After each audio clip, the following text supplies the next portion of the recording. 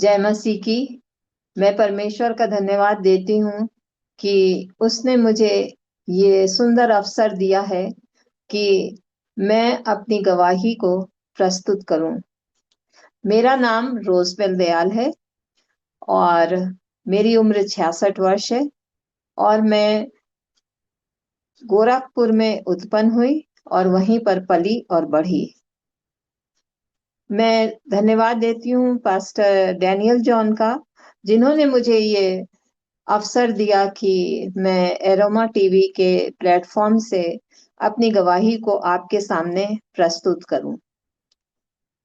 मैं सबसे पहले एक छोटी प्रार्थना करना चाहती हूँ। आइए हम प्रार्थना करें। हमारे प्रभु, मैं आपका दिल से धन्यवाद देती हूँ आज के इस सुंदर समय के लिए जो कि आपने हमें दिया है प्रभु, कि हम प्रभु आपकी महिमा कर सकें। मैं अपनी इस गवाही के द्वारा से आपकी महिमा करना चाहती हूँ। इस पूरे समय को प्रभु मैं आपके हाथों में सौंपती हूँ। धन्यवाद देती हूँ पास्टर डैनियल जॉन के लिए, जो कि प्रभु इस एरोमा टीवी के द्वारा प्रभु आपकी गवाहियों को जो कि लोगों के जीवन में हुई है प्रस्तुत करते हैं। और प्रभु यीशु मसीह सचमुच में शैतान की देखी अनदेखी सारी युक्तियों को यीशु के नाम से दूर करते हैं। और हम प्रार्थना करते हैं कि ये पूरा समय प्रभु आपके द्वारा संचालित हो सके और आपको महिमा मिल सके, और जितने व्यूअर्स हैं, देखने वाले, वे सब भी आशीषित हो सके जब भी वो इस वीडियो को देखते हैं। यीशु के सामर्थी नाम से इस विनती और प्रार्थना को मांगते हैं। दया से सुने और ग्रहण करें, आमीन। मैं भजन संहिता 67 1 और 2 से शुरुआत करना चाहती हूँ अपने इस गवाही को।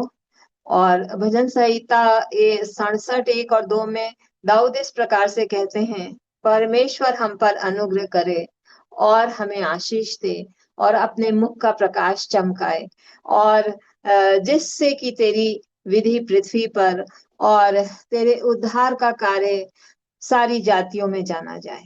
मैं सचमुच में इस वचन के लिए धन्यवाद देती हूँ। जब मैं अपना व्यक्तिगत मनन करती हूँ, तब प्रभु ने मुझे ये वचन दिया कि मुझे चुपचाप नहीं रहना है, परंतु प्रभु के सामर्थी कार्यों को जो उसने जीवन में किया है, प्रतिदिन करते हैं, उसको मैं बताऊं। और इसलिए इन वचनों के द्वारा परमेश्वर का धन्यवाद देती हूँ। उसने मुझे तुझ दासी पर दया की, अनुग्रह किया और मुझे अपरंपार आशीषों से भरा है और अपने मुख का प्रकाश चमकाया है। यदि प्रभु का मुख का प्रकाश हम पर ना चमके तो हम भी अंधकार की संतान के साथ हैं। परंतु जब प्रभु ने मेरा उद्धार किया, उसके बाद प्रभु ने सचमुच में सहायता किया कि मैं उसकी ज्योति में जल सकूं, और जिसके द्वारा से समय ब समय प्रभु अद्भुत आश्चर्य कर्मों को मेरे जीवन में कर रहे हैं। और उन्हीं बातों को परमेश्वर ने मेरे दिल पर बोझ दिया कि मैं उन बातों को रखूं। और हालांकि गवाही देने का तो कलीसिया में वर्ष में मौका मिलता है। कभी विशेष गवाही होती है जो प्रभु ने उन दिनों के दौरान किया, उन बातों को बताने का। और जब वर्ष की समाप्ति होती है, तब भी साल भर परमेश्वर ने क्या किया उसको बताने के लिए प्रभु हमें अवसर देते हैं। और परंतु जीवन की बचपन से लेकर के अभी तक जो भी वर्तमान समय तक प्रभु ने कार्य किया है, उसको मैंने आज तक कभी किसी के साथ ऐसे बड़े प्लेटफॉर्म पे नहीं शेयर किया था। और सो मैं प्रार्थना कर रही थी 2024 में। मैं प्रभु ने अक्टूबर नवंबर में मेरे मन में ये डाला कि तुम्हें अपनी गवाही को दूसरों तक बताना है। और मैं सोचने लगी कि प्रभु, मैं पूरी गवाही कैसे बताऊंगी? या तो मैं उसको फिर पब्लिश करूं और एक पुस्तक में उसको लिखूं, क्योंकि प्रभु ने बहुत आश्चर्य कर्म मेरे जीवन में किया है। और सो मैं प्रार्थना करने लगी।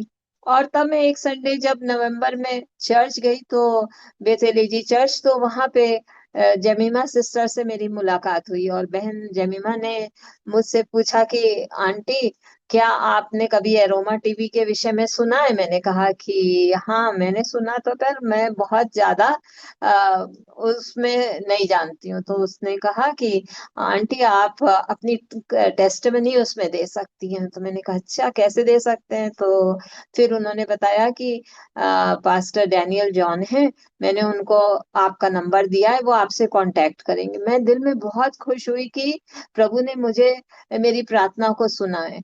और फिर मैं प्रार्थना करने लगी। फिर दिसंबर हो गया और मैं सोची कि शायद पता नहीं ये सही, मतलब वास्तव में ये पूरा होगा कि नहीं होगा, मेरे पास पास्टर जी का फोन आएगा कि नहीं आएगा। और मैं प्रार्थना कर ही रही थी।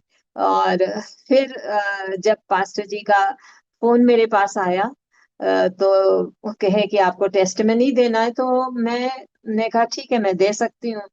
और फिर जब उन्होंने सारे निर्देश, दिशा निर्देश मुझे दिया, तो उसमें था ठीक एग्जैक्टली जैसा प्रभु पवित्र आत्मा ने मेरे मन में डाला था, वैसे ही उन्होंने निर्देश दिया कि आपको अपने बचपन से लेकर के अभी तक और कैसे आपका उद्धार हुआ, वो सब आपको बताना है, और साथ में कि प्रभु आप वर्तमान में क्या कर रही हैं। और मैं प्रभु का बहुत धन्यवाद देती हूँ। फिर इस तरीके से प्रभु ने मेरी प्रार्थना को, ये भी एक आश्चर्य कर्म है जो कि प्रभु ने मेरी प्रार्थना का उत्तर दिया। और जैसा अ, मैं अपनी गवाही को अब शुरू करना चाहती हूँ, कि मेरा विवाह जो था वो 1987 में डॉक्टर सैमुअल दयाल के साथ हुआ। और मेरे दो बेटे, एक बेटा एक बेटी हैं, जो कि शादीशुदा हैं। पुत्र का नाम शॉन जोसेफ दयाल है, उनकी पत्नी का नाम है सृष्टि राम, और उनके बेटे का नाम है एरन सैमुअलसन जोसेफ। और मेरी पुत्री का नाम शैरन रोज दयाल है, और उनके पति का नाम है कुंवर गौरव सिंह, और उनके बेटे का नाम है मृत्युंजय। वर्तमान में मैं बेंगलोर शहर में रह रही हूँ अपने पति और बेटे के परिवार के साथ। और मेरी बेटी प्रयागराज में रह रही है। हम लोग आराधना करने के लिए बेथेलिडी चर्च में जाते हैं। व्यवसाय से हम दोनों ही शिक्षक रहे हैं। और मेरे पति जो है वो, जब उनसे मेरा विवाह हुआ उसके बाद उनकी नौकरी जो थी क्राइस्ट चर्च कानपुर में डिग्री कॉलेज में लगी, और वो वहां पर इकोनॉमिक्स प्रोफेसर के रूप में कार्यरत रहे। और मैं भी स्कूल में शिक्षिका थी, और कानपुर में शिक्षिका, और फिर उसके बाद प्रिंसिपल के रूप में मैंने कुछ सालों तक कार्य किया। और फिर 2003 में प्रभु की अगुवाई में प्रभु ने मुझसे बातचीत किया। एक दिन जब मैं प्रिंसिपल ऑफिस में बैठी थी, तब प्रभु के वचन ने कहा कि तुम इस नौकरी को छोड़ दो। और मैं प्रभु से वहीं पूछ रही थी ऑफिस में बैठ के कि प्रभु, फिर मैं उसके बाद क्या करूंगी? तो प्रभु ने मुझे कहा कि मैं तुमको दिखाऊंगा। और फिर वही समय था कि मैं इमीडिएटली अपने मैनेजर के पास गई ऑफिस में, और मैंने उनसे वर्बली कहा कि वो ऑर्थोडॉक्स स्कूल था, तो मैंने कहा फादर, मैं नौकरी अपनी छोड़ना चाहती हूँ, मैं रिजाइन करूंगी। तो कहे कि क्यों आप रिजाइन करेंगी? तो क्या सैलरी प्रॉब्लम है? मैंने कहा नहीं, सैलरी प्रॉब्लम नहीं है, बट मैं अपने परिवार के कारण से, और प्रभु ने मुझसे बातचीत किया है, इसके कारण से मैं नौकरी छोड़ूंगी, और मुझे स्कूल से कोई समस्या नहीं है। और फिर मैंने उनको नेक्स्ट डे जाकर के एप्लीकेशन दिया, और 3 महीने और मैंने कहा कि आप जब तक दूसरी प्रिंसिपल नहीं खोज लेते हैं तब तक मैं काम करूंगी। सो 3 महीने का मैंने उनको पीरियड दिया, और जुलाई 31 को 2003 में मैंने अपनी नौकरी छोड़ दी। और फिर मैं प्रभु से प्रार्थना करने लगी कि प्रभु, अब मैं क्या करूंगी। टीचर्स मुझसे कहने लगी कि मैडम यहाँ से नौकरी इसलिए छोड़ रही हैं कि वो कहीं की बेटर स्कूल में और ऊपर के स्कूल में जाके काम करेंगी। तो मैंने कहा नहीं, मैं इसलिए नहीं नौकरी छोड़ रही हूँ, पर मैं छोड़ रही हूँ नौकरी क्योंकि प्रभु का कोई कार्य मेरे जीवन से होना है। और मैं फिर घर आकर के प्रार्थना करने लगी, और करीब 3 महीने मैंने प्रार्थना किया। मैं प्रभु से मांगती थी, बच्चे जब स्कूल चले जाते थे, वो कठिन समय था कि मैं घर में रहूं, और मेरे हस्बैंड नौकरी पे गए हैं और बच्चे भी नहीं हैं, और हम लोग कॉलेज कैंपस में शिफ्ट हुए थे, और एक डिफरेंट एटमॉस्फेयर में हम मैं आ गई। और मैं प्रभु से मांग रही थी कि प्रभु आप क्या चाहते हैं मुझसे, मैं क्या करूं। और हालांकि नौकरी के दौरान भी, और जब मैं पढ़ रही थी उसी दौरान भी मैं सारे कामों को करने के साथ साथ, पढ़ाई और इन सब के साथ साथ प्रभु का काम करती थी। प्रभु के बाइबल स्टडी लेना, लोगों को प्रभु का सुसमाचार सुनाना, ट्रैक्ट्स बांटना, ये सब काम मैं करती थी। परंतु इस समय मुझे समझ में नहीं आ रहा था कि प्रभु मुझसे क्या काम कराएगा। सो एक दिन एक पास्टर, एक पास के कानपुर से पास एक शहर है उन्नाव, वहां से आए, और वो मुझसे कहने लगे कि सिस्टर, हम चाहते हैं कि आप मेरी कलीसिया में आकर के सेवा करें। तो वो करीब ऐसी 85 किलोमीटर दूर है हमारे कानपुर से। और तो मैंने कहा ठीक है पास्टर जी, मैं आपसे आपको बताऊंगी, मैं प्रार्थना करूंगी, प्रभु से पूछूंगी, फिर मैं बताऊंगी। तो वो चले गए। और फिर जब मैंने प्रभु से प्रार्थना की तो उनके इस ऑफर में मुझे तसल्ली मिली। प्रभु ने कहा कि तुम जाओ, और मैं वहां पे गई। उन्होंने कहा आपको यहाँ पे महिलाओं की सभा लेनी है, बाइबल में से सिखाना है, और फिर उनके गांव में जाना है, विजिट करना है, हाउस विजिटिंग। सो मैं गई। और जब मैं पहली बार गई वहां पर और मैंने देखा, तो उन्नाव बहुत डेवलप्ड, जैसे कानपुर है वैसा नहीं है। और जहाँ उनका चर्च है वहां पर बहुत सारी महिलाएं आई आई थी जो कि गांव की ही थी। और एक फर्क एटमॉस्फेयर में, प्रिंसिपलशिप छोड़ करके, इंग्लिश मीडियम स्कूल छोड़ करके वहां पे महिलाओं के बीच में बाइबल स्टडी लेना बहुत मुश्किल था। परंतु प्रभु ने मेरी सहायता किया। मैं निराश नहीं हुई, परंतु मैं प्रभु का धन्यवाद देने लगी कि प्रभु आप जो भी काम मुझसे चाहते हैं मैं उसको करने के लिए तैयार हूँ। और मैं ऑटो से बड़ा टेम्पो होता है जिसमें कि 8 लोग बैठ सकते हैं, तो मेरे घर के पास से वो टेम्पो चलती थी, और फिर उसके बाद वो उन्नाव तक पहुंचाती थी। फिर उन्नाव से वहां से रिक्शा करके मुझे चर्च तक जाना होता था। और ये हफ्ते में 1 या 2 बार, फ्राइडे को लेडीज मीटिंग होती थी, कभी कोई विशेष मीटिंग है तो बीच में, और फिर कभी हम लोग चर्च भी वहां चले जाते थे। तो ये आना जाना टेम्पो से होता था। इट वाज, ये बहुत ही चैलेंजिंग था। और 8 के बजाय उन लोग, ड्राइवर जो था वो कम से कम 14 सवारी बैठाता था, बहुत सकरा सकरा सटा करके, जो कि मेरे लिए बहुत मुश्किल था। और पर फिर भी मैं ये धन्यवाद देते हुए, प्रभु की स्तुति बड़ाई करते हुए जाती थी कि ये प्रभु ने मुझे दिया है, और मैं उसमें बहुत खुश और आनंदित थी। और मैं जाती थी महिलाओं के बीच में, वचन बांटती थी और उनको सिखाती थी, और प्रभु उसमें अद्भुत कार्य करने लगा। और महिलाएं भी वहां पर और आने लगी। और फिर उसके बाद मैं गांव गांव में जा करके, बहुत परिवारों में जा करके उनकी गरीबी दशा को देख करके मैंने प्रभु के लिए बहुत सा कार्य किया। और इस तरीके से मैं कार्य करने लगी।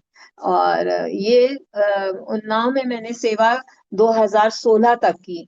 और जब 2016 हुआ, उससे पहले मैं कई बार, मेरे को शरीर में कुछ कुछ तकलीफें हुई, और तो उसमें मैं फिर भी जाती रही। परंतु 2016 में मेरी तबीयत बहुत खराब हो गई, और उसी समय मेरी 15 में मेरी मदर की मृत्यु हुई, मेरी माँ की। और जब मेरी माँ की मृत्यु हुई, उससे पहले मैं उनकी देखरेख करने के लिए अक्सर गोरखपुर जाया करती थी, और आखिरी में मैं करीब 1 महीने उनके साथ लगातार रही। और तब उस दौरान उन्होंने मुझसे बातचीत की और कहा कि तुम अब उन्नाव वाली सेवा मत करो, और तुम कानपुर में ही रहो। तो मुझे नहीं मालूम था कि ये क्यों कह रही हैं, बट शी वॉज ऑल्सो, वो गॉडली वुमन थी, और इसलिए मैंने कहा अच्छा माँ, मैं सोचूंगी इस विषय पे। और मुझे बड़ा अजीब लगा कि वो कह रही हैं कि पर प्रभु की सेवकाई मत करो। तो फिर उसके बाद उनकी मृत्यु नवंबर 2015 में हो गई। और जब उनकी मृत्यु हुई, मैं पूरे समय थी, सब कार्य मैंने किया, मेरे ही गोद में उनकी मृत्यु हुई, और एक बहुत बड़ा इम्पैक्ट मेरे ऊपर, प्रभाव उनका पड़ा। और फिर मैं जब लौट करके कानपुर आई, तो एक अचानक से मेरे को बहुत पेट में दर्द हुआ, और फिर उसके बाद जब मैंने डॉक्टर को दिखाया, तो उन्होंने कहा कि आपके गॉल ब्लैडर में स्टोन है, इसका ऑपरेशन होना है। और फिर वो ऑपरेशन हुआ, उसके बाद से मैं बीमार रहने लगी। तब 2016 में मैं इतनी ज्यादा बीमार थी कि मैं इतना ट्रेवल करके टेम्पो से नहीं जा सकती थी। तो मैंने फिर वो पास्टर को बताया कि मैं वहां पर आपके यहाँ अब नहीं आऊंगी, और मैं अपने पोस्ट से रिजाइन देती हूँ। क्योंकि मैं महिलाओं के बीच में भी कार्य करती थी, पर समय जैसे जैसे समय बढ़ा, तो मैं उस कलीसिया की जो थी, उसकी मैं सेक्रेटरी हो गई थी। और फिर मेरे अंडर में सारा संचालन था, और करीब 12 14 जगह कलीसियाएं चलती थी, तो उन सब की देखरेख मेरे ऊपर थी। और सभी प्रकार से सहायता मैं करती थी, क्योंकि जो हमारे उस चर्च के संस्थापक थे, पास्टर, वो नेपाल के थे, तो वो बहुत ज्यादा नहीं पढ़े लिखे थे, और जो ऐसे कार्य हैं, जो सरकारी कार्य हैं, वो नहीं कर पाते थे, इसलिए वो सब कार्य उन्होंने मुझसे रिक्वेस्ट किया कि आप करिए, तो मैं करती थी।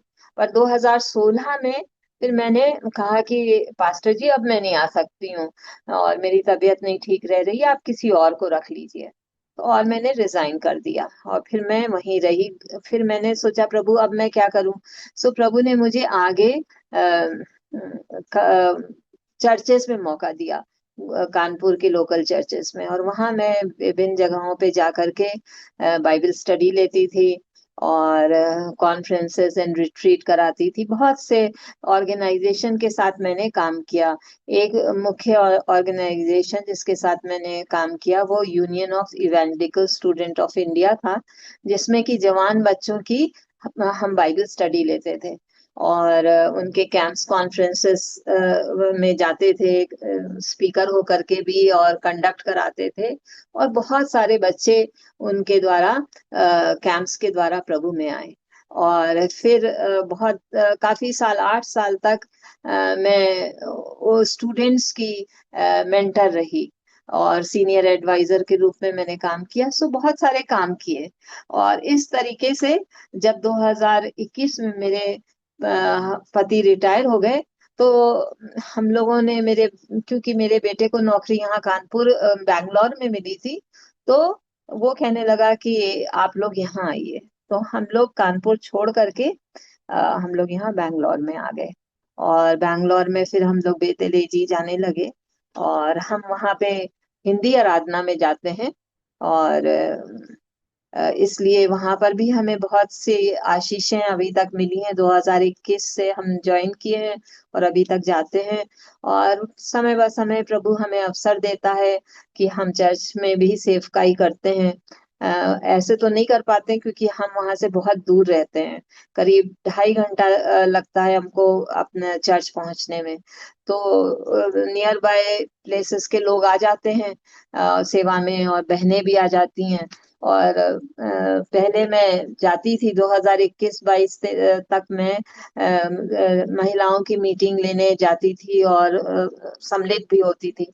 परंतु धीरे धीरे मेरी कुछ कुछ तकलीफें रहीं, और दूरी इतनी है कि मैं रेगुलर नहीं जा पाती, पर जब ऑनलाइन मीटिंग होती है या विशेष उपवास प्रार्थना होती तो मैं जाती हूँ। तो इस तरीके से अभी तक प्रभु ने अगुवाई हमारी की है, और प्रभु ने अपने सामर्थी हाथों से हमें संभाला है।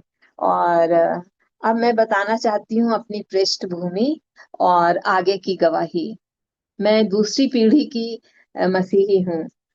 मेरे नाना और नानी जो थे वो हिंदू परिवार से थे, और मेरे नाना का नाम श्यामलाल और नानी का नाम मुझे असली नाम नहीं याद है, और जो बदला हुआ नाम है उनका नाम कलीसिया था। और वो मेरे नाना जो थे वो मिशन की सेवा कर रहे थे, और फिर कुछ वर्षों के बाद उन्होंने एक कलीसिया की स्थापना की समस्तीपुर बिहार में। और उस कलीसिया में उन्होंने वो चर्च भी खुद अपने हाथों से बनाया था, और बहुत ही सुंदर चर्च था, उनको हर कार्य आता था। और साथ में वो पास्टर का भी काम करते थे और हाउस विजिटिंग वगैरह। सो उनके द्वारा हमें बहुत कुछ सीखने को मिला। और नानी भी प्रचार में जाती थी, बैलगाड़ी पे चढ़ करके जाती थी और बिल्कुल डरती नहीं थी, सभी को प्रभु का वचन सुनाती थी। तो उनका प्रभाव हमारे व्यक्ति विशेष तौर से मेरे जीवन के ऊपर बहुत पड़ा। और मैं जो थी अपने नाना नानी से बहुत प्रेम करती थी। और मेरे पिता जो थे वो एक नाम के मसीही परिवार के थे। मेरे दादा और दादी जो थे वो मुझे नहीं मालूम, क्योंकि मेरे सामने उन लोग नहीं थे, और दादा जब मैं कुछ ही महीने की थी तो उनकी मृत्यु हो गई थी। पर जैसा घर का सारा वातावरण था उससे मुझे लगता है कि उन लोग प्रभु में नहीं थे, ना क्रिश्चियन हो गए थे परंतु प्रभु में नहीं थे। और मेरे पिता जो थे वो अम, रेलवे में नौकरी करते थे, मेरे दादा भी रेलवे में नौकरी करते थे। और सो मेरे जब हम लोग उनकी शादी हो गई और उनके पास 8 बच्चे हुए जो जीवित थे, एक दो कुछ की डेथ हो गई, तो 8 बहनें हम लोग हैं।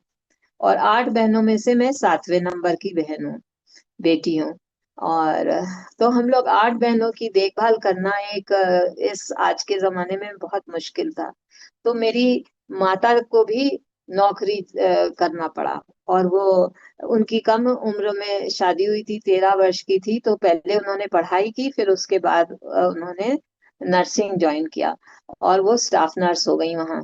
और तो मेरे माता पिता दोनों ही जो थे वो काम में लगे रहते थे। रेलवे की नौकरी सुबह से शाम तक की होती थी, और मेरी मम्मी की ड्यूटी जो भी समय रहता था उसमें वो पहले तो ट्रेनिंग वगैरह में सारा समय गया। उसके बाद जब नौकरी लगी तो उसमें भी वो घर में ज्यादा टाइम नहीं दे पाती थी। और हम लोग 8 बहनें थे तो मेरे पिताजी ही सारा कंट्रोल करते थे, और हम लोगों को स्ट्रिक्ट डिसिप्लिन में रखते थे कि पढ़ाई करना है और घर का काम करना, खाना बनाना, ये सब काम करना है। नौकर रहते थे परंतु डिसिप्लिन में हम लोगों को रखते थे, और कहीं बाहर नहीं जाना है। और ना ही संडे को चर्च जाने का हमारे घर में एटमॉस्फियर था। घर में रहो, पढ़ाई करो, स्कूल का होमवर्क करो, ये उनका ऑर्डर रहता था।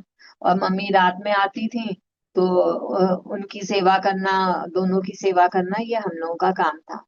और पर जब मेरे नाना आते थे और नानी आती थी बिहार से, तो हम लोगों को वो बैठा करके बाइबल पढ़ाते थे। और जब मेरे नाना आते थे तो मुझे बहुत अच्छा लगता था कि हाँ वो कुछ विशेष बातें बता रहे हैं। और तब हम लोग जो थे उनके बहुत रुचि लेते थे बाइबल सुनने में, और हम लोगों से पढ़वाते थे। मेरी नानी ज्यादा पढ़ी लिखी नहीं थी पर बाइबल वो पढ़ती थी। और वो भी बहुत स्ट्रिक्ट थी कि बाहर नहीं निकलना है, और कठिन परिश्रम करना है, हम लोगों को हंसने नहीं देती थी। बहुत डिसिप्लिन में हम लोगों को रखा। और मुझे याद है कि मेरे नाना जब आते थे तो वो डैनियल के विषय में, डैनियल की पुस्तक का अध्ययन हम लोगों को कराते थे। और मैं बहुत छोटी थी, और मुझे हर एक क्वेश्चन मैं उनसे करती थी कि ये मूर्ति कैसी थी और उसका वो हिस्सा पीतल का था, ये ऐसा था, पैर ऐसा था, सब बताते थे। और अंत के विषय की भविष्यवाणी डैनियल 9 से लेकर के 12 तक भी उन्होंने समझाया, पर मैं छोटी होने के नाते बहुत नहीं उस समय समझ पाई।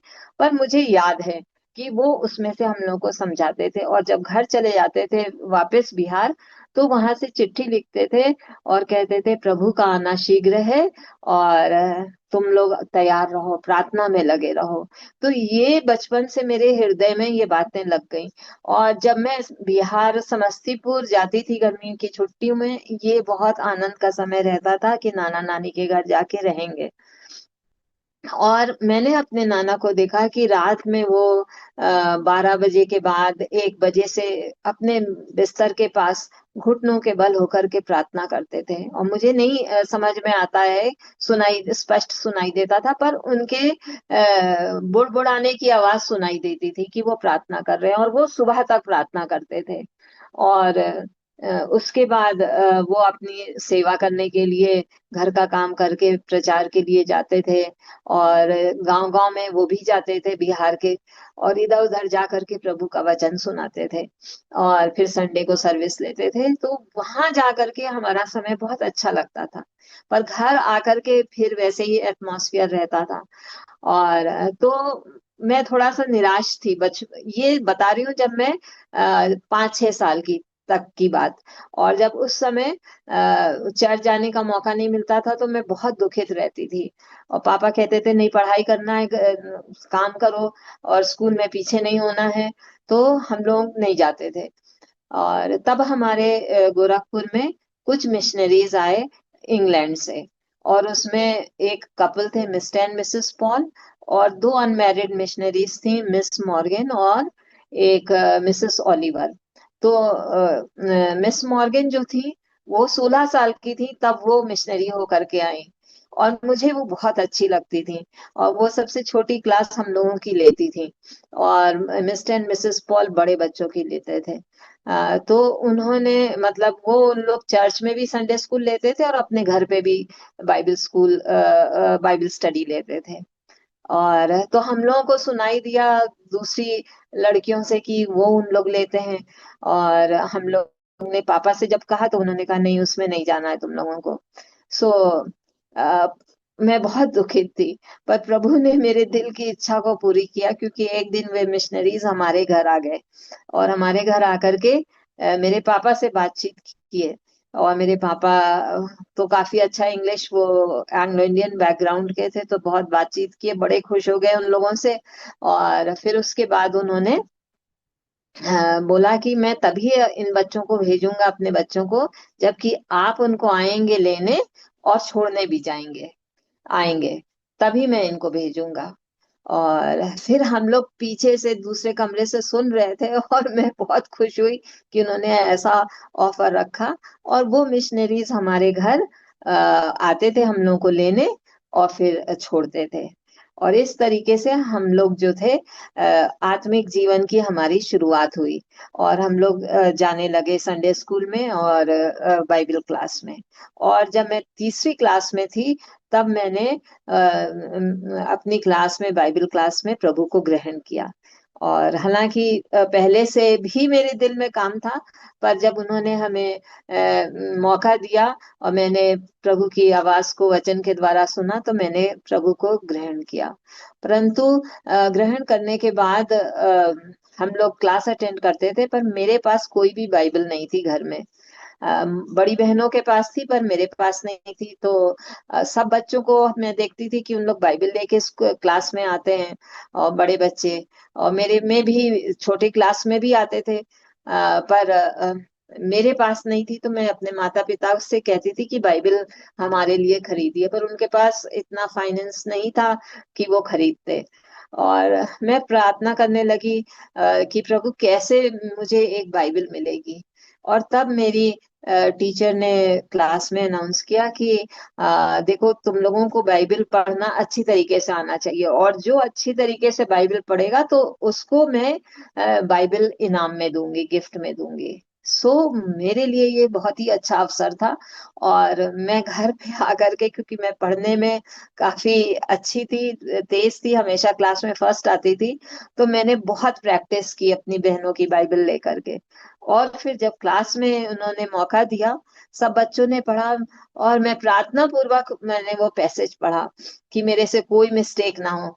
और फिर जब उन्होंने रिजल्ट अनाउंस किया कि रीडिंग में मेरा नाम लेके कि रोजबेल जो है वो फर्स्ट आई है, इसलिए इसको मैं बाइबल देती हूँ। And that was the first Bible, वो पहली बाइबल थी। और मैं उसको प्राप्त करके मैं बहुत ही खुश और आनंदित हुई, और उसको मैं अच्छी तरीके से रखती थी। और साथ में जो भी वर्ड्स पद मिलता था याद करने के लिए, वो सब मैं याद करती थी। और इस तरीके से मैं बाइबल पढ़ना शुरू की, और उसको बहुत सुरक्षित जगह पे रखती थी। और सारे पदों को मैं याद करती थी, चैप्टर्स भी, और हमेशा बाइबल क्लास में भी मैं फर्स्ट आने लगी। और प्रभु का की कृपा मेरे ऊपर थी। और सब कॉम्पिटिशन्स में मैं भाग लेती थी, जो भी संडे स्कूल में होता था। और प्रभु ने बहुत सहायता किया। परंतु उसके बाद वो हम लोग बड़े क्लासेस में आ गए, 6, 7, 8, और पढ़ाई ज्यादा होने लगी, तो कंसंट्रेशन इतना ज्यादा नहीं था। और धीरे धीरे करके पढ़ाई में व्यस्त हो गए। और तो शायद बाइबल, क्योंकि हमारे घर का वातावरण भी नहीं था ऐसा कि बाइबल और प्रेयर हमेशा हो, तो मैं भी प्रभु से प्रभु को ग्रहण करते हुए भी प्रभु के इतने नजदीक नहीं आ पाई। और तब इस तरीके से मैंने 9th 10th वहां से गोरखपुर से पास किया। फिर 11th क्लास में मेरी मम्मी ने मुझे इलाहाबाद, जो कि अब प्रयागराज है, उसमें एक स्कूल मेरी मोनामिकर में एडमिट कर दिया। और फिर उसके बाद मैं हॉस्टल में रहने लगी। और हॉस्टल में तो तमाम तरीके की बातें होती हैं, और परंतु मैं पढ़ाई करने में अपना ध्यान देती थी, क्योंकि घर से ये शिक्षा मिली थी। सो मैं इधर उधर की बातों में नहीं रहती थी। परंतु हमारे लिए एक अच्छा अवसर ये था कि वहां पर प्रभु ने मेरे लिए द्वार खोला कि हम लोग हर संडे चर्च में हमको जाने का अवसर मिलता था। और साथ में हॉस्टल में टीचर्स भी आती थी हमारी बाइबल क्लास लेने के लिए। और उन सब से फिर से मेरे दिल में प्रभु के लिए बहुत प्यार, और बहुत ज्यादा प्रभु के साथ रहने की इच्छा जागृत हुई। और प्लस साथ में अब दोस्तें भी थी, विभिन्न तरीके की बातचीत होती थी। सो एक बार जब मैं 11वीं कक्षा में थी, तो एक कन्वेंशन वहां पर हुई। और जिस कन्वेंशन में आत्मिक जागृति की कन्वेंशन थी, मुझे भी जाने का अवसर मिला, क्योंकि हॉस्टल की सारी लड़कियों को जाना जरूरी था। तो मैं गई, और उसमें एक मुस्लिम प्रचारक आए, जिनका नाम अकबर अब्दुल हक था। और उनके पापा भी प्रचारक थे, अब्दुल हक, जो कि हमारे गोरखपुर में पहले आया करते थे। और परंतु ये इनको मैं नहीं जानती थी।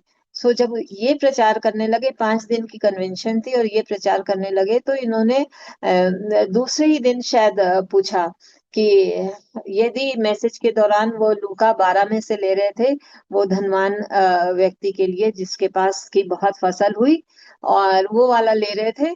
और उन्होंने कहा कि यदि आज रात में आप मर जाएं, तो आप लोगों में से कितने लोगों को ये निश्चय है कि आप स्वर्ग जाएंगे। और करीब 3,000 या 4,000 के लोग बैठे थे, और उसमें से बहुत थोड़े होंगे, शायद 8-10 होंगे, जिन्होंने की हाथ उठाया। और मैं नहीं हाथ उठा पाई, क्योंकि शैतान मेरे मन में तुरंत ले आया बातचीत की, अरे तुमने ये झूठ बोला, ये ऐसा किया, गलत काम किया, आज्ञा नहीं माना। सो मैं, क्योंकि जीवन में बहुत ईमानदार थी शुरू से, तो मैं नहीं हाथ उठा पाई। और मैं प्रार्थना करने लगी, और मैं रोने लगी कि प्रभु, मैं नहीं श्योर हूं कि मैं आज अगर मर जाऊंगी तो मैं स्वर्ग जाऊंगी या नहीं जाऊंगी। और मैं बहुत दुखित सिर झुका के बैठी हुई थी। तब उन्होंने दूसरा प्रश्न किया कि यदि आप अगर ये निश्चय जानना चाहते हैं कि आप कहाँ रहेंगे मरने के बाद, तो आप अपना हाथ उठाइए। तो मैं जब हाथ उठाई तो मेरे सारी लड़कियां जो थी हॉस्टलर्स, उन लोगों मेरा हाथ खींचने लगी। फिर उन्होंने कही कि नहीं नहीं, मत मत उठाओ हाथ, बहुत मुश्किल में पड़ जाओगी। मैंने कहा चुप रहो, मैं वो हाथ उठाऊंगी। फिर उसके बाद उन्होंने खड़ा किया, तब भी खींच रही थी कि बैठो बैठो बैठो। उसके बाद फिर उन्होंने जब बुलाया आगे ऑल्टर कॉल के लिए, तब भी मना कर रही थी, पर मैं चली गई। एक और लड़की थी जो मुझसे जूनियर थी, वो गई, हम दोनों गए। फिर उन्होंने हम लोगों के लिए बताया कि कैसे आपको अपने पापों से क्षमा मांगनी है। और हम लोग ने वहां मांगा प्रभु से क्षमा। और उन्होंने हमारे लिए प्रार्थना की, और प्रार्थना करने के दौरान ही मेरे जीवन में एक अजीब शांति आ गई और खुशी आ गई। और फिर मैं वहां से जब लौटी, लड़कियों के साथ हॉस्टल आई, तो लड़कियां मेरा मजाक बनाने लगी, और मैंने उनका कुछ परवाह नहीं किया, और मैं चुपचाप रही, उनकी सुनती रही। और फिर जब बिस्तर पे सोने गई, तो मैं चुपचाप प्रभु से धन्यवाद देने लगी और अपने पापों के लिए और क्षमा मांगने लगी। और पूरी रात मैं आंसुओं के साथ प्रार्थना करती रही। और सुबह जब हुई तो मैं अपने को बहुत हल्का महसूस कर रही थी, और प्रभु का आनंद मेरे जीवन में भर गया था, और मैं प्रभु के आनंद से भरपूर होकर के बहुत खुश और आनंदित रहने लगी। और उसी दिन से मैं अपनी बाइबल को रोज पढ़ना मैंने शुरू कर दिया।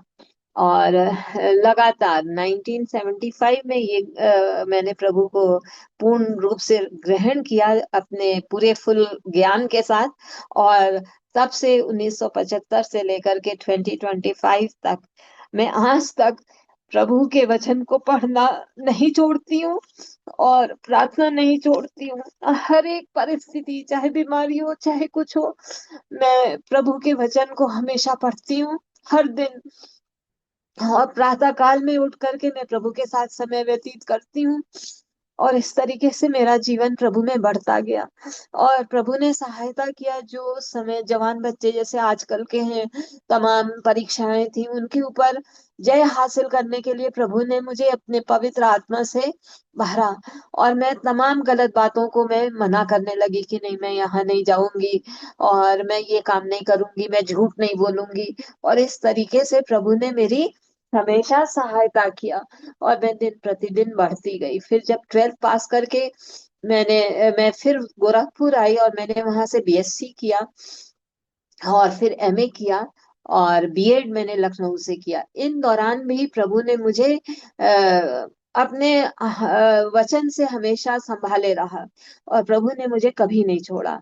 और जब मैं 12th 11th में ही थी, और वहाँ वो प्रयागराज में थी, तो एक हम, क्योंकि मैं साइंस साइड की स्टूडेंट थी, तो हम ज्यादा रात तक पढ़ते थे, 12 बजे 1 बजे तक। तो हम लोगों को मना था कि डॉम में नहीं कोई लाइट जला सकता है। तो हम लोग एक छोटी वो ग्लास में थोड़ा सा वो मिट्टी का तेल डाल करके एक छोटा दिया टाइप जला करके, उसमें हम लोग क्लोजेट में पढ़ते थे, जो पढ़ने वाली लड़कियां, और बाकी लड़कियां 9 बजे सो जाती थी।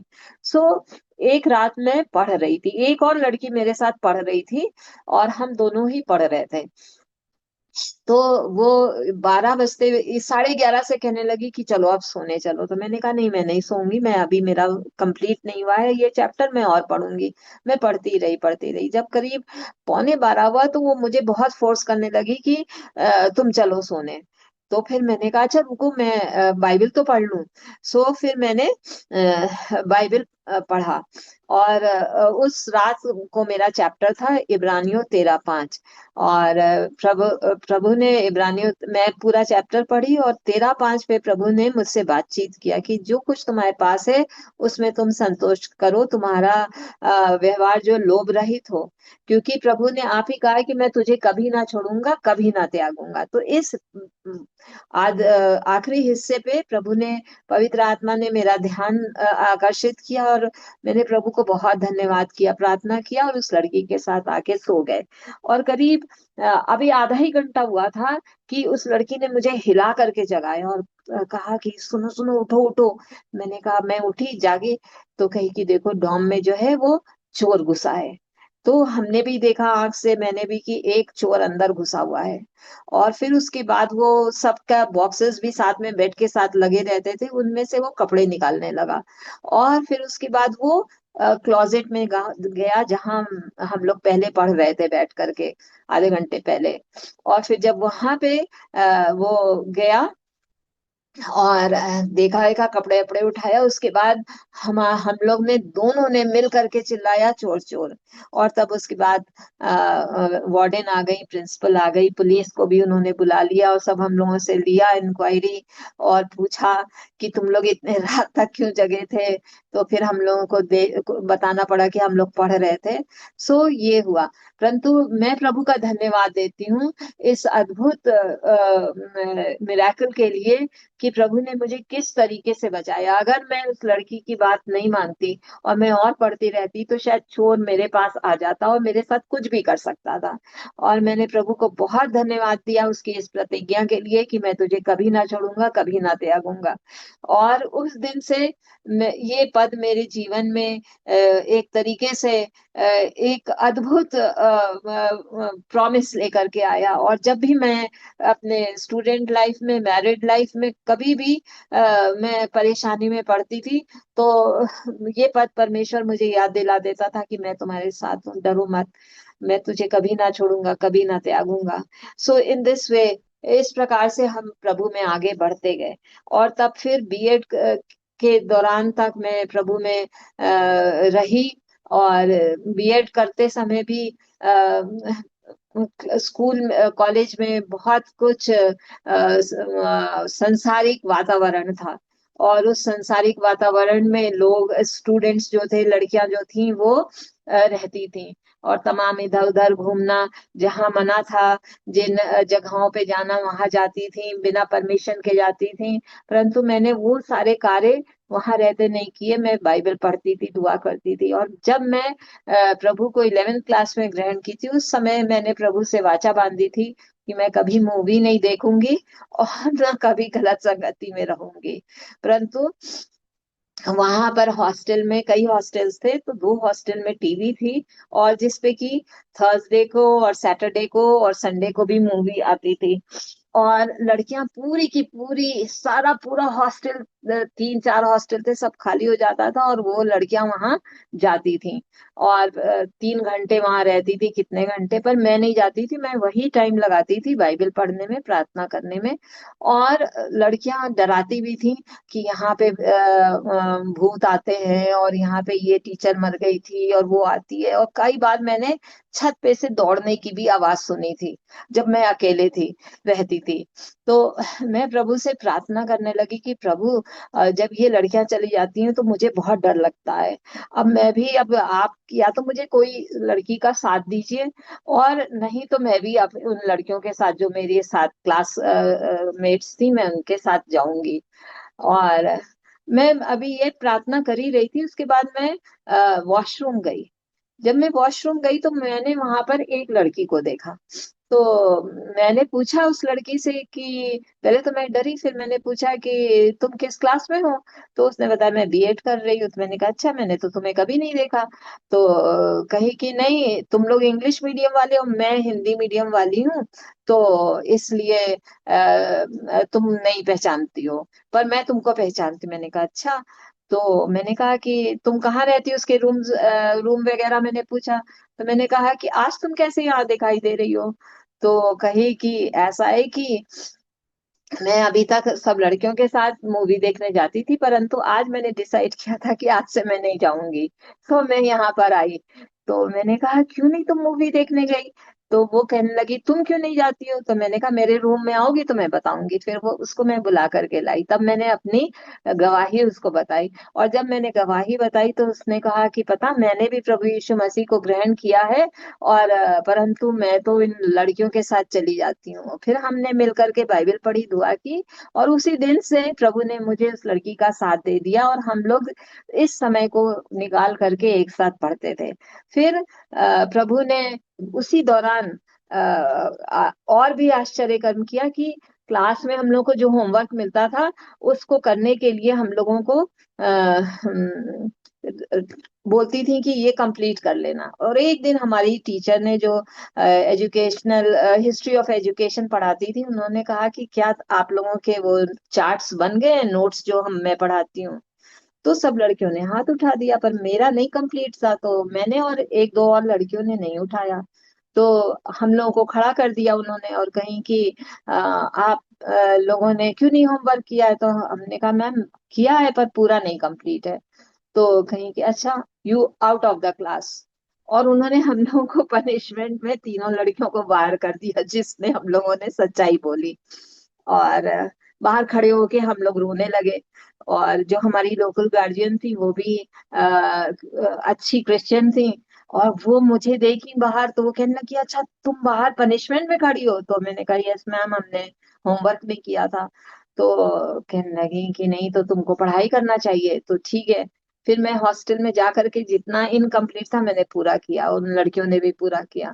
फिर हम लोग नेक्स्ट डे से आने लगे। एक हफ्ते के बाद हमारी जो मैम थी, उन्होंने कहा कि अच्छा, पूरी क्लास जो है, जो चार्ट हमने होमवर्क में दिया था, वो आप हॉस्टल से ले आइए, क्योंकि हमारा क्लास और हॉस्टल बिल्कुल पास ही पास था, मुश्किल से 1 मिनट का रास्ता।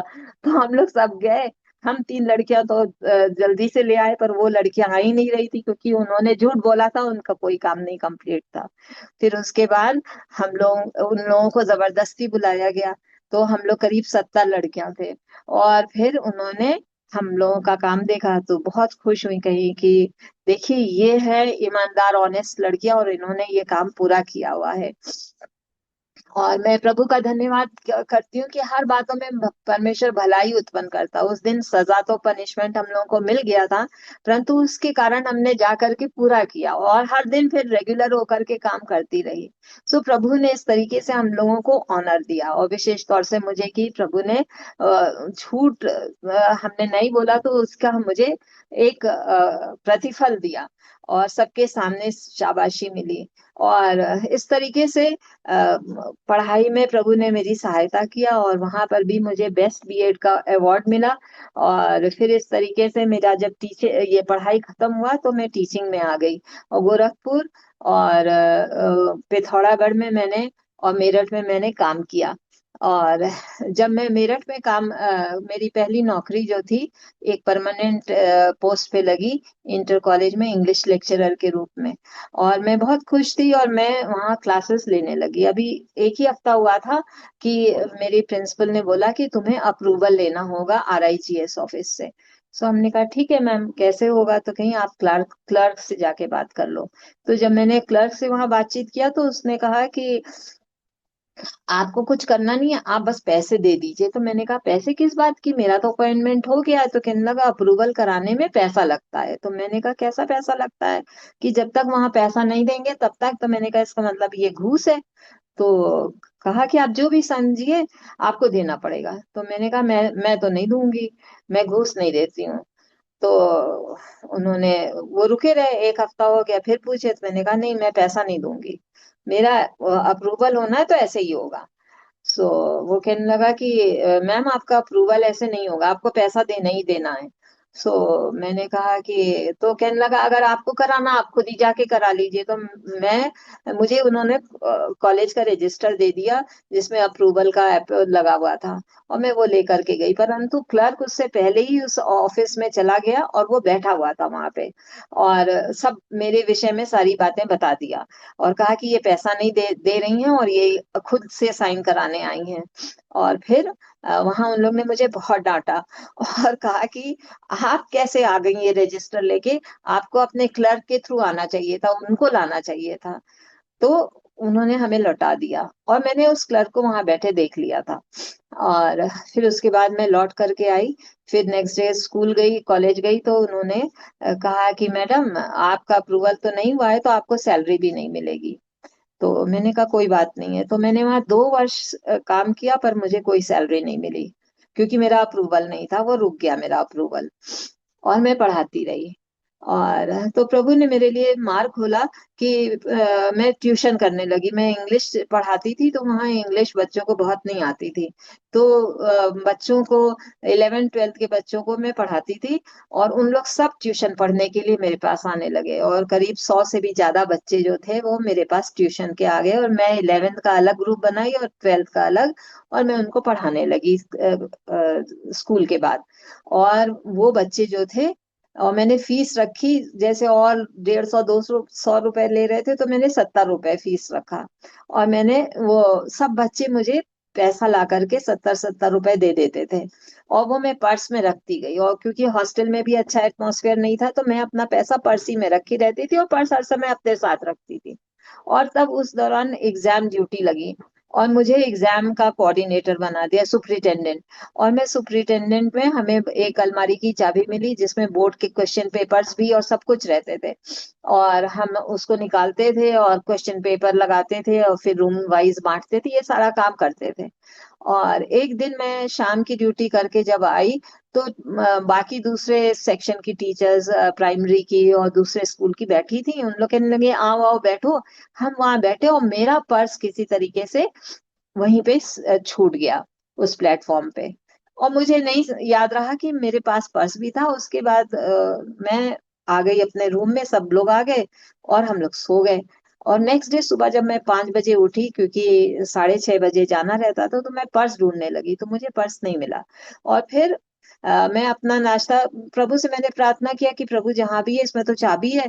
पर प्रभु ने असीम शांति मुझे दी, और प्रभु ने कहा कि ठीक है, मैं तुम्हारे साथ हूँ। और फिर मैं करके नाश्ता बनाई, नाश्ता करके मैं ड्यूटी के लिए चली गई। पर चाबी नहीं था, इसलिए मैं ऑफिस की अलमारी नहीं खोल सकती थी। तो मेरे साथ एक को थी, मैं उसका वेट करने लगी। और प्रभु ने मुझे धीरज दिया कि वो आके खोलेगी। जब वो आई तो कही तुम क्यों नहीं काम कर रही हो, तो मैंने कहा कि नहीं, चाबी नहीं मेरे पास, तुम खोलो चाबी से, तब हम लोग करेंगे। सो हम लोग ने उस दिन की ड्यूटी पूरी की। जब एग्जाम पेपर्स बंट गए बोर्ड के, उसके बाद मैंने उससे कहा कि सुनो, मैं जा रही हूँ हॉस्टल, मैं पर्स अपना ढूंढूंगी रूम में, मुझे नहीं मिला, शायद कपड़ों के बीच में रख दिया हो।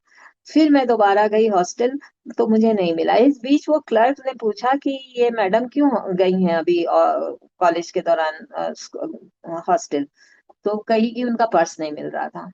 फिर मैं जब लौट के आई, तो उन्होंने पूछा कि मैडम मिला पर्स आपका, तो मैंने कहा नहीं, नहीं मिला मुझे पर्स।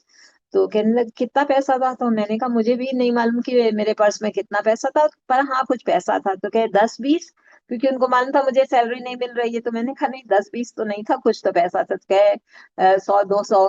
तो मैंने कहा उससे ज्यादा ही था, 1000 1000 रुपया होगा, क्या होगा, मैंने उनको ठीक से नहीं बताया, और ना मैंने गिना था उस पैसे को। तो कहने लगे कि अरे मैडम, आप इतनी शांति पूर्वक हैं, और आपके चेहरे पे कोई शिकन नहीं है, और मेरा तो 10 रुपए भी खो जाता है तो मुझे बड़ी उलझन हो जाती, मेरा तो हार्ट फेल हो जाए अगर मेरा ऐसा कुछ हो जाए। मैंने कहा नहीं, आप में और मेरे में बहुत डिफरेंस है। मेरे जीवन में प्रभु यीशु मसीह हैं, और उनकी शांति और उनका आनंद मेरे जीवन में, इसलिए मैं ऐसी परेशानियों से नहीं डरती हूँ। ऐसा उत्तर दे करके मैं प्रिंसिपल ने मुझे बुलाया, कहीं सुना तुम्हारा पर्स खो गया है। मैंने कहा यस मैम, पर्स खो गया है। फिर वो कहीं, तो फिर मैंने उनको सच्चाई बता दी कि मेरे पास पैसा इतना था। तो कहने लगी तुम मेरे पास रखा देती। तो मैं चुप रही। मैंने कहा कि अब प्रिंसिपल से कैसे बार बार पैसा मांगूंगी, तो मैं कुछ नहीं बोली। She was a very kind principal, और मुझे बहुत मानती थी। फिर 2 3 दिन ऐसे ही हो गया, मैं उस लड़की की चाबी से काम करती थी, पर्स नहीं मिला। तब प्रभु ने मेरे को एक दिन मन में डाला कि तुम आज जाकर के सब टीचर्स को हॉस्टल की इकट्ठा करो, और चपरासी और गार्ड को भी इकट्ठा करो, प्रार्थना करो। उससे पहले एक मेरी रूममेट थी, उसने कहीं जाकर के ये सूटशेयर वगैरह एस्ट्रोलॉजर से किससे जाकर के कुछ पता करा, और उसने बताया कि प्रिंसिपल के नेफ्यू ने तुम्हारा पर्स चुराया। हमने कहा, मैं उसको बहुत डांटी, मैंने कहा मैं इस पे नहीं विश्वास करती हूँ। फिर उसके बाद जब मैं शाम को मीटिंग की, मैंने कहा वार्डन से कि हम एक प्रेयर मीटिंग लेंगे। सो मैंने प्रार्थना किया और वचन पढ़ा, और फिर प्रार्थना किया। और जब मैं प्रार्थना कर रही थी, उसके बाद जब खत्म किया, आमीन बोला, तो मेरे सामने एक नाइट गार्ड था, और मेरी दृष्टि उसके ऊपर गई। मैंने कहा कि प्रकाश जी, क्या आपने मेरा पर्स देखा है? तो वो बहुत गुस्सा हो गया मेरे पर, कहने लगा आपने मुझे चोर समझ रखा है क्या? मैं आपका पर्स क्या करूंगा चुरा करके? और बहुत बुरी तरीके से बोला। मैंने कहा मैं ये नहीं कह रही हूँ, मैंने कहा अगर आपने देखा, आप रात में रहते हैं, तो आप अगर मिले तो ला दीजिएगा। हाँ, but I had no hope कि, क्योंकि उसने इतना डांटा था। फिर मैं आकर के सो गई, सब लोग अपने अपने रूम में चले गए। 12 बजे के करीब वो मेरे दरवाजे पे नॉक हुआ रूम पे। तो मैंने दरवाजा खोला नहीं, तो बाहर से आवाज आई कि मैडम मैडम खोलिए, पर्स आपका मिल गया है। सो उसके बाद मैंने कहा कि नहीं, वार्डन को बुलाओ। फिर वार्डन आकर के खुलवाई, और उसके हाथ में मैंने पर्स देखा। तो पर्स कहीं वो वार्डन कहने लगी कि अपना पर्स खोलो और पैसा गिनो। सो मैंने पर्स खोला, तो जिस तरीके से मैंने पर्स में पैसा रखा था, वो वैसे ही का वैसा ही था। कोई पैसा उसने निकाला नहीं था, पूरा टाइट था पर्स। सो मैंने नहीं गिना, पर उसकी आंखें बिल्कुल फटी की फटी रह गई जब गार्ड की। फिर वो चला गया। फिर नेक्स्ट डे सब तरफ खबर हो गई कि अरे मैडम का पर्स मिल गया, और ये गार्ड ने चुराया था। तो फिर उसके बाद मैं उन्होंने जाकर, वो जो प्रिंसिपल उसकी की अपॉइंट की थी प्राइमरी सेक्शन की, उनके उन्होंने उसको बुलाया और कहा कि देखो, तुम जो हो गार्ड हो, और तुमने उनका पर्स लिया और तुमने दिया नहीं, और तुम छिपा करके चोरी करके रखे हुए थे, तो इसलिए मैं तुमको नौकरी से निकाल रही हूँ, और तुम अब नहीं, नौकरी आज शाम से तुम नहीं आओगे। तो कहने कहने लगा कि मैडम माफ कर दीजिए, मुझसे गलती हो गई। तो उन्होंने कहा कि नहीं, तुम जब तक मैडम से, जिनका पर्स तुमने उठाया था, उनका उनसे नहीं माफी मांगोगी, अगर वो माफी देंगी तभी तुमको मैं रखूंगी। तो शाम को अपनी पत्नी के साथ आया, और फिर मुझसे रोने लगा, पैरों पे गिरने लगा। मैंने कहा नहीं नहीं, तुम ठीक से बैठो, तुमने तो मेरा पर्स दे दिया, अब क्या समस्या हो गई? तो कही कि उन्होंने नौकरी से निकाल दिया प्रिंसिपल ने, और ऐसे ऐसा है। तो हमने कहा कि तुमने पर्स कब देखा? तो तब कहने लगा कि मैडम, जब आप लोग वहां रात में थी और जहाँ पे बैठी थी, वहां पे आप लोग जब उठ के गई, तो मुझे ये पर्स वहां दिखाई दिया, और वो पर्स मैंने उठा करके ला करके अपने बिस्तरों में उसको रख लिया। और जब मैंने सोचा था कि सुबह मैं अपने साथ, जब ड्यूटी ऑफ होगी तो मैं लेके चला जाऊंगा, पर जब मैं ड्यूटी सुबह लेने गया, तो मुझे कोई शक्ति अंदर से रोकी और कहे कि नहीं, ये पर्स अभी मत ले जाओ, कोई देख लेगा, कुछ होगा। फिर ऐसी दूसरा दिन भी हुआ, और फिर आपने तीसरे दिन इस तरीके से बोल दिया। मैं गुस्सा तो हो गया, परंतु मेरे मन में एकदम आया कि अरे, ये तो मैडम का पर्स है, और ये मैडम तो बहुत सीधी हैं। और मेरे मन में ये आवाज आने लगी कि तुम उनका पर्स वापस करो। और तब मैंने क्या किया कि उसको किसी झाड़ी में डाल दिया, बिस्तर से निकाल करके, और फिर दूसरे गार्ड को बुला करके उसके साथ गया, और उससे कहा कि चलो यहाँ देखा जाए, और फिर दोनों ने देखा और वहां से मिला। तो इस तरीके से प्रभु ने एक मिराकल किया। प्रभु जानता था मेरी स्थिति को, कि मेरे पास पैसे नहीं है। प्रभु जानता था कि उस चाबी की मुझे बहुत जरूरत है, और प्रभु ने इस तरीके से उस समय, मेरे विवाह से पहले, मुझे इस तरीके से सहायता किया। और फिर मैंने प्रभु के वचन को स्मरण किया। सो मैं प्रभु का धन्यवाद देती हूँ। फिर उसके बाद और भी बहुत सारे आश्चर्य कर्म में, बहुत समय हो जाएगा। प्रभु ने मेरे जीवन में अद्भुत अद्भुत कार्य किया। फिर उसके बाद मेरी शादी 1987 में हो गई, और जब 87 में शादी हुई, 1987 में, तो हम लोग कानपुर आ गए। मेरे हस्बैंड को वहाँ नौकरी मिली, और मेरे हस्बैंड ने कहा कि वहां से मेरठ वाली नौकरी उन्होंने छुड़वा दी, कहे नहीं, अब नहीं वापस वहां करोगी काम, और हम लोग अलग अलग नहीं रहेंगे। सो हमने छोड़ दिया था वो नौकरी। फिर यहाँ आकर के हम थे, तो जहां भी जाते थे, चर्च में कहीं पर भी, तो लोग मुझसे पूछते थे कि आप न्यूली मैरिड है ना, दिखाई दे रहा है। और तो एक प्रिंसिपल थी वहां के सबसे अच्छे स्कूल की, वो मिली मुझे, तो कहने लगी कि आप लोग नए नए यहाँ पे दिखाई दे रहे हैं चर्च में। तो मैंने कहा जी। तो फिर उन्होंने कहा कि ऐसा लगता है कि आप टीचर हैं। तो मैंने कहा यस। तो फिर हमसे सारा पूछी, तो कहीं आप मेरे स्कूल में क्यों नहीं ज्वाइन करती? That was the prestigious school of that city. और इसलिए तो मैं कुछ नहीं बोली। मैं हंसी सिर्फ कि मेरे हस्बैंड नहीं चाहते थे कि मैं नौकरी करूं। मैं चुप रही। फिर आई तो हमारी मुलाकात एक दो इवेंजलिस्ट से हुई जो कि केरला की थी, पर वो नर्सेस के बीच में कानपुर में काम कर रही थी। और मैं उनकी एक कॉन्फ्रेंस कैंप अटेंड किया था मसूरी में मैंने। तो मैंने जब उनको देखा तो मैं पहचान गई। और फिर वो कहने लगी कि अरे आप लोग आइए मेरे यहाँ, और बाइबल स्टडी, रोज आप बाइबल स्टडी करने आइए मेरे यहाँ। तो मैं उनके घर गई और हस्बैंड ने छोड़ा और सारी लेडीज इकट्ठी थी। फिर वो कहने लगी कि रोज यहाँ पे स्कूल भी है, जहाँ वो रहती थी वो स्कूल कैंपस था। कहने लगी ये स्कूल है, आप वहाँ काम कर सकती, मैं आपकी मुलाकात मैनेजर से करवा देती हूँ। और वो इतनी एक्साइटेड थी मुझे देख करके कि वो तुरंत ही मुझे मीटिंग के बाद मैनेजर से मिलवाई। तो मैनेजर वहां पे सी सोलोमन थी, चंद्रलीला सोलोमन, वो भी ऑर्फन लेडी थी। तो वो जैसी मुझे देखी कहने लगी कि अरे क्या नाम है आपका, सब पूछी, क्वालिफिकेशन पूछी। और कहने लगी मुझे एक हेडमिस्ट्रेस की जरूरत है। तो मैं तब भी चुप रही।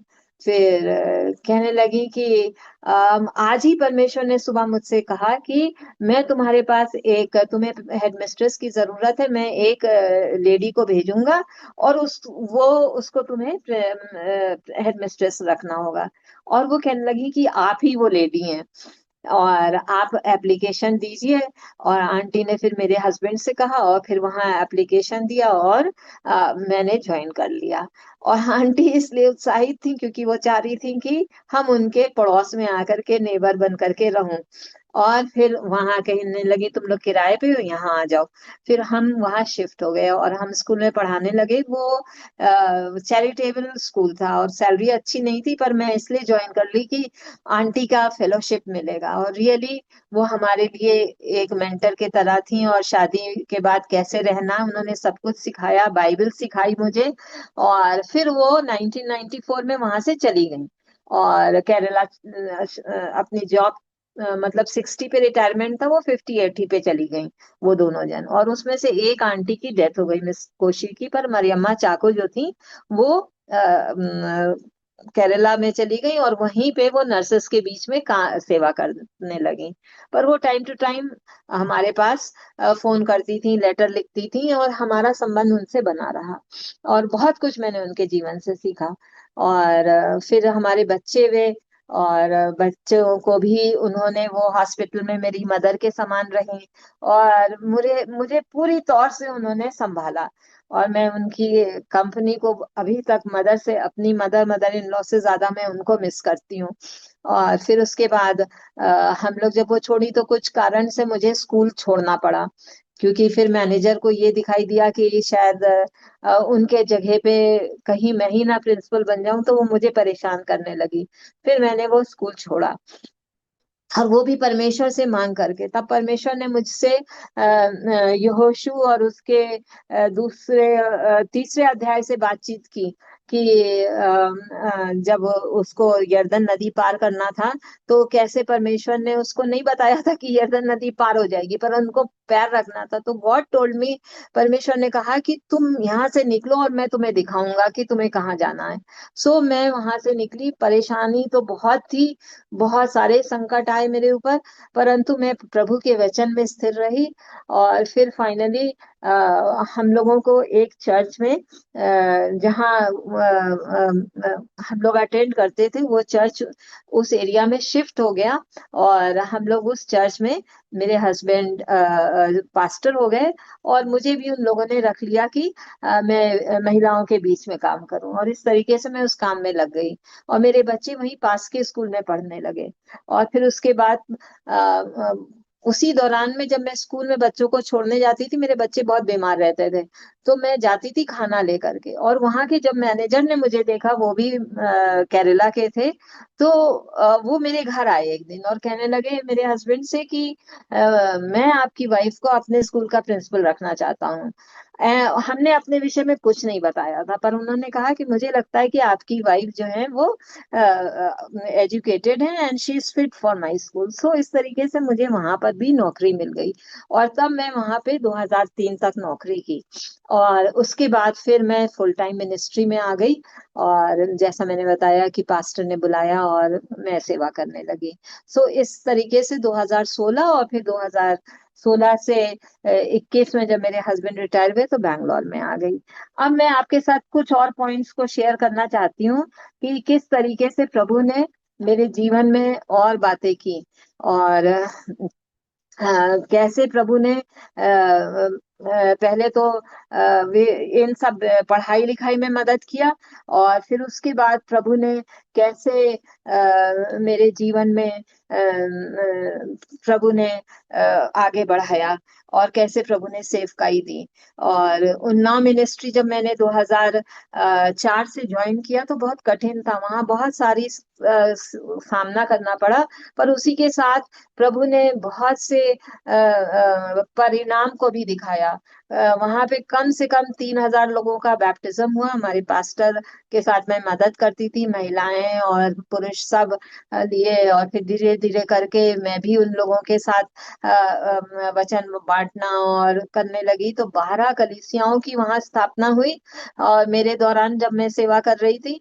और दुष्ट आत्माएं तो वो कहते हैं जो हमारे पास्टर हैं कि कम से कम मैंने 10-20 हजार लोगों में से दुष्ट आत्मा वहां निकाली।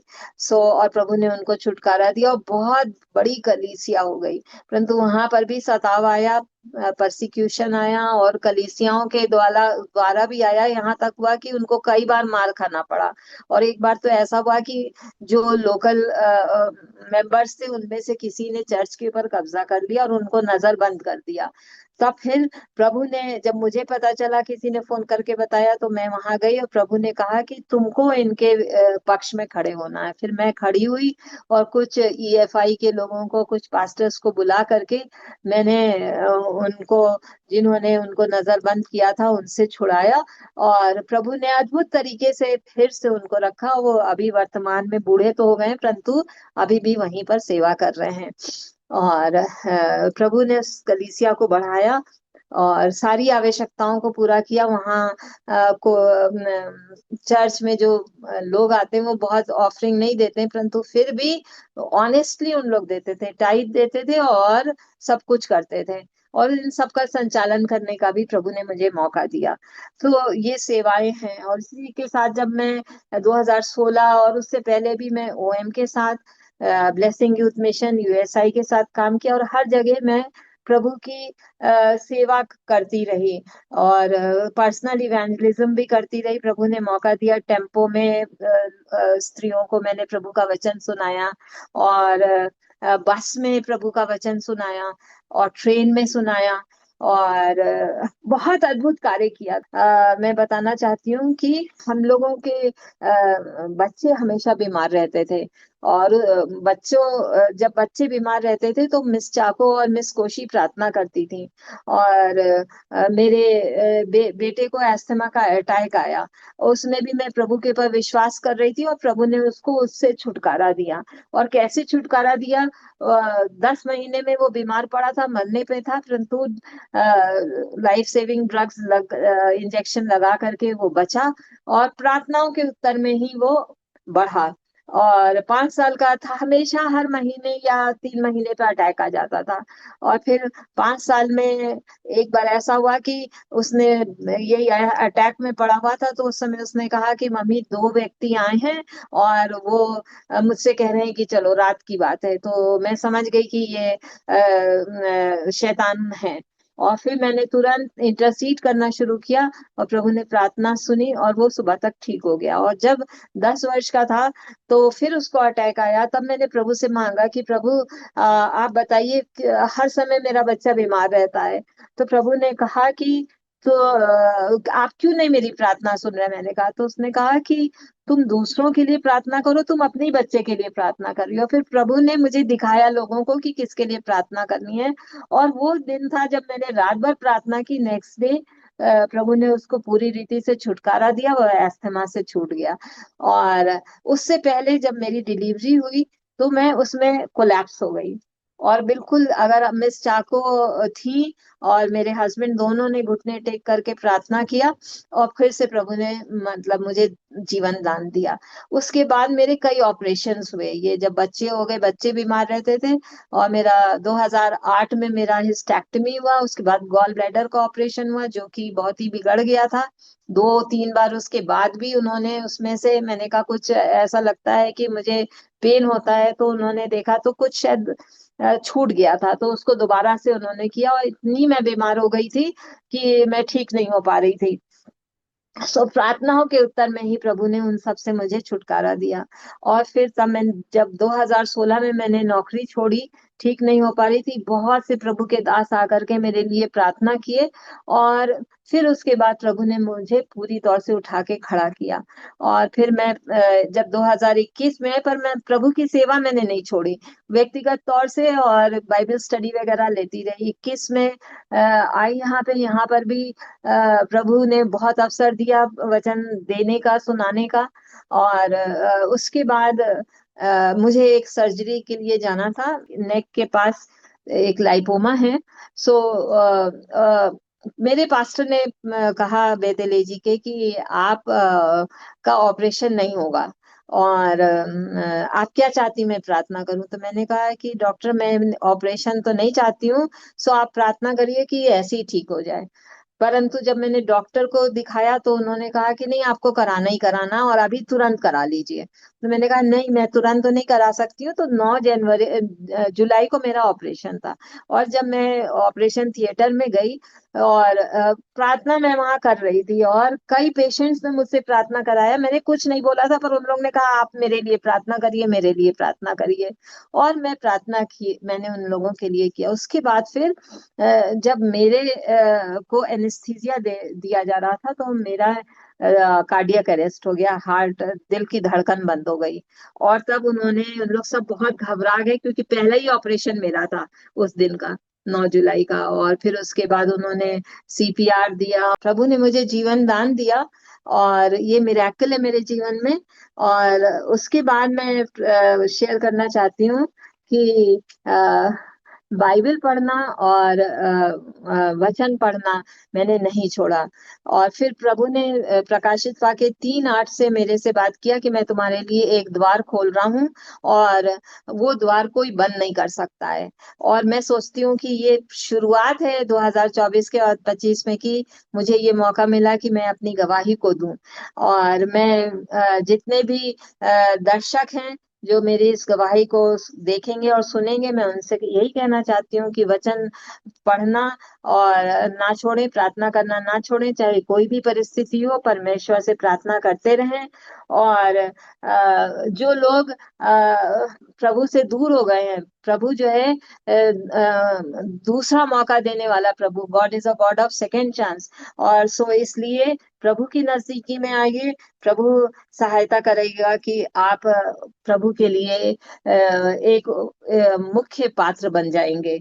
और कंक्लूजन में मैं कहना चाहूंगी कि मैं बहुत धन्यवाद देती हूँ एरोमा टीवी का, और इस चैनल का, जिसके द्वारा से मुझे मौका मिला। प्रभु पास्टर डैनियल जॉन को बहुत आशीष दे, और इस टीवी चैनल के द्वारा जो उन्होंने ये बोझ उठाया है गवाहियों को रखने का, प्रभु सेवा को बहुत बढ़ाए, और बहुत सारे लोगों के द्वारा गवाही देने के द्वारा से बहुत से लोग प्रभु में आशीषित हो। मैं प्रभु का धन्यवाद देती हूँ। एक छोटी प्रार्थना करूंगी, आइए हम प्रार्थना करें। प्रभु धन्यवाद देते हैं इस मौके के लिए जो आपने दिया। प्रभु आप सारे दर्शक को बड़ी आशीष दें, और उन्हें दें कि इस गवाही के द्वारा से बहुत लोग आपकी नजदीकी में आए, पास्टर डैनियल जॉन को, और इस एरोमा टीवी के द्वारा से बहुत सारे लोग आशीषित हो सके। यीशु के नाम से मांगते हैं, आमीन। मैं आप लोगों से बोलना चाहती हूँ कि यदि आप में से किसी को, जो कि मेरी गवाही को सुन रहे हैं, आपको प्रार्थना करवाना है या कुछ पूछना है, तो मेरा नंबर दिया गया है, उस नंबर पे आप कांटेक्ट करिए, और मैं आप लोगों से के लिए प्रार्थना करूंगी। प्रभु बहुतों को चंगाई देता है और देगा। और कोई भी किसी प्रकार की समस्या है उसके समाधान के लिए मैं प्रभु से प्रार्थना करूंगी। सो मैं प्रभु का बहुत धन्यवाद देती हूँ, आप लोग ने इतना बेशकीमती समय दिया। और प्रभु आप सबको आशीष दे। जय मसीह की।